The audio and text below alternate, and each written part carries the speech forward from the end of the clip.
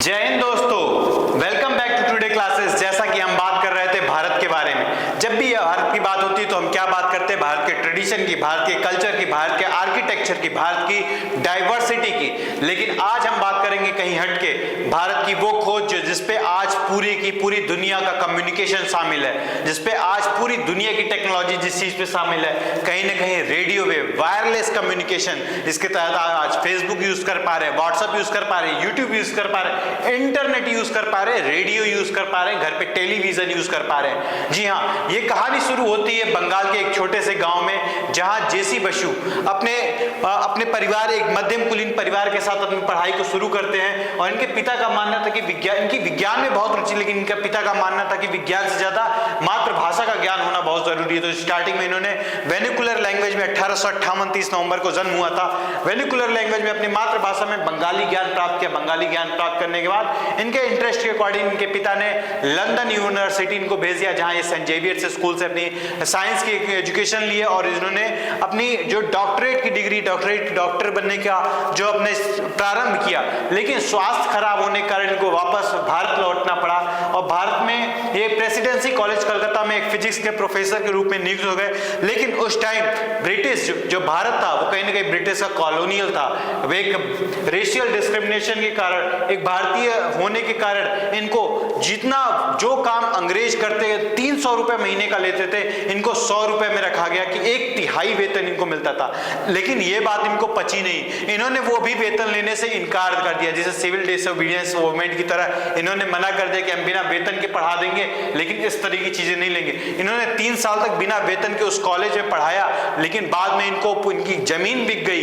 लेकिन उसके बाद भी इनको लेबोरेटरी नहीं दी गई थी प्रयोग के लिए, उस तरह की अच्छा हाईली इक्विपमेंट नहीं दिए गए। इन्होंने टूटे फूटे चीजों से अपना इक्विपमेंट स्टार्ट किया और अपना पहला प्रयोग एक दीवार के पीछे 1800 पहले प्रयोग एक दीवार के पीछे रखी बेल को 75 फीट की दूरी पे जो रखी थी उसको रिंग कराया, बिना किसी वायर के, बिना किसी इंस्ट्रूमेंट के, सिर्फ वेव के कारण, पासिंग थ्रू द वॉल्स। ये 1895 की बात है, जब इनकी उम्र अप्रॉक्स 40 से 42 साल की रही होगी। लेकिन इन्होंने कभी इसका पेटेंट नहीं करवाया, बिकॉज इनका मानना था कहीं ना कहीं जो साइंटिस्ट होते हैं, जो शोधकर्ता होते हैं, उनका काम क्या होता है कि मानव समाज की जो जरूरतें हैं उनको पूरा किया जाए। अगर ये समाज कल्याण में आएगी तो लोगों की जरूरतें ज्यादा पैदा होंगी, मेरे पेटेंट करवाने इसका बहुत ज्यादा यूज नहीं होगा।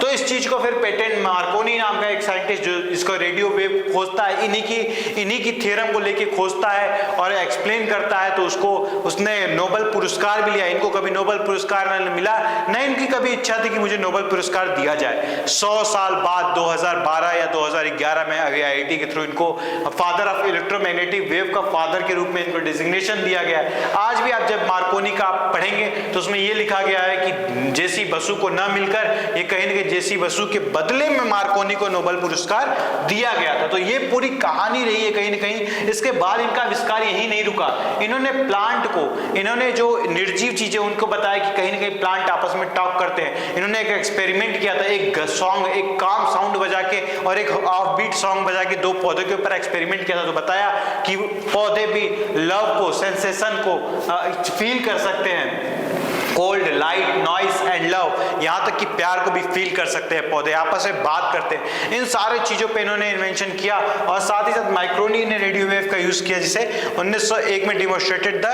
प्लांटेश। इन सब चीजों के बाद इनको आज उपाधि दी जाती है घोड़े की, जिस तरह चेस में एक घोड़ा होता है, नाइट की उपाधि दी जाती है। तो इंडिया की इतनी बड़ी डिस्कवरी कहीं ना कहीं हमसे छुपी जो रह गई थी, उसके बारे में मैंने आपको बताया। इसके अलावा भी जितनी डिस्कवरी आप जानते होंगे, भारत का नाम सिर्फ कल्चर, ट्रेडिशन, आर्किटेक्चर में ही नहीं, कहीं ना कहीं साइंटिस्टों और मैथमेटिशियन में भी सबसे आगे रहा है। हमारी यूनिवर्सिटी नालंदा, तक्षशिला, विक्रमशिला को कहीं ना कहीं जला दिया गया है, जिसमें 90 लाख किताबें जल गई थी। इसके साथ साथ आपका क्या कहना है आप कमेंट बॉक्स में डालिए।